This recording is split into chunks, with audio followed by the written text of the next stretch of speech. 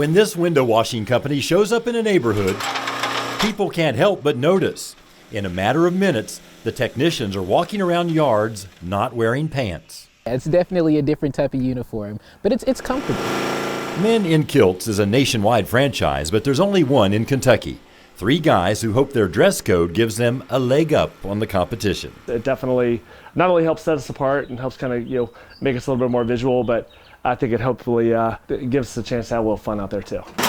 Owner Dan Noel says there are plenty of people willing to work for a company that ditches britches. I've been open a little over a year now, and it's been going really well. I think it kind of intrigued me a little bit more because it was just like so different. I'm just like, I've never wore a kilt at work before. It'd be definitely something different, something fun. I was excited. Like I said, I wanted a change of pace.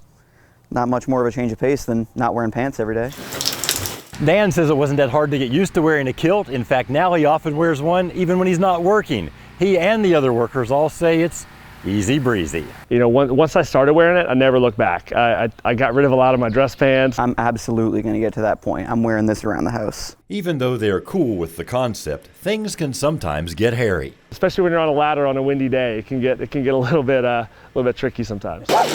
And passers-by have a common question. Hey, what's under the kilt? Yeah, I get that quite a bit.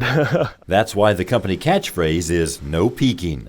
These Kentucky guys say people often expect them to be experts on Scottish culture, but they try to skirt those conversations. You Scottish? I'm just like, no. Hey, do you know this Gaelic song? Or hey, what clan are you? And then just kind of going into all these questions.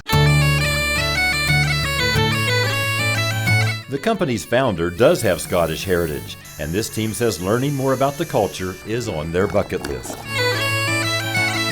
The kilts may be a gimmick, but at the end of the day, the cleaners hope to prove they're really good at what they do, trying to be head and shoulders and knees above the rest. In Lexington, Marvin Bartlett with the Spirit of the Bluegrass.